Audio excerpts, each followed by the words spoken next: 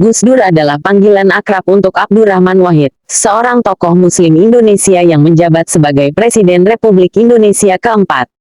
Berikut adalah sejarah singkat tentang Abdurrahman Wahid. Kelahiran dan pendidikan. Abdurrahman Wahid lahir pada tanggal 7 September tahun 1940 di Jombang, Jawa Timur, Indonesia, dari keluarga yang terkait erat dengan tradisi keagamaan Islam. Ia berasal dari keluarga Nahdlatul Ulama, NU, organisasi Islam terbesar di Indonesia. Wahid mendapatkan pendidikan awalnya di pesantren, sekolah Islam tradisional, dan kemudian melanjutkan studinya di Universitas Al-Azhar di Kairo, Mesir. Aktivisme dan kepemimpinan NU. Sebagai tokoh Nahdlatul Ulama, Wahid aktif dalam gerakan Islam dan organisasi NU. Ia memiliki peran signifikan dalam mendukung Islam moderat dan toleran di Indonesia.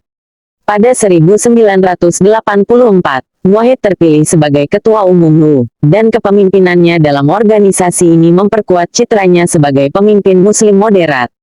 Krisis finansial dan reformasi. Wahid memegang peranan kunci dalam perubahan politik Indonesia pasca Soeharto. Pada 1999, setelah rezim Soeharto runtuh, Wahid terpilih sebagai Presiden Indonesia. Ia menjadi presiden pertama yang terpilih secara langsung oleh rakyat. Pemerintahannya diwarnai oleh tantangan ekonomi, termasuk krisis finansial Asia, dan upaya untuk mengimplementasikan reformasi politik dan ekonomi. Pemakzulan. Pada tahun 2001, Wahid dihadapkan pada tuduhan korupsi dan kebijakan yang kontroversial.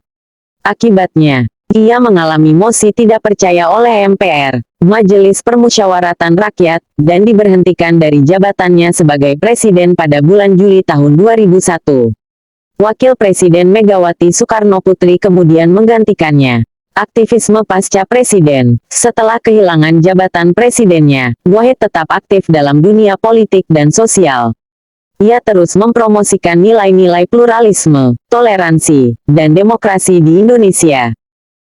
Wafat. Abdurrahman Wahid meninggal dunia pada tanggal 30 Desember tahun 2009, meninggalkan warisan sebagai tokoh yang memperjuangkan Islam moderat, pluralisme, dan demokrasi di Indonesia. Meskipun kontroversial selama masa pemerintahannya, dia dihormati atas upayanya memperjuangkan nilai-nilai demokrasi dan hak asasi manusia.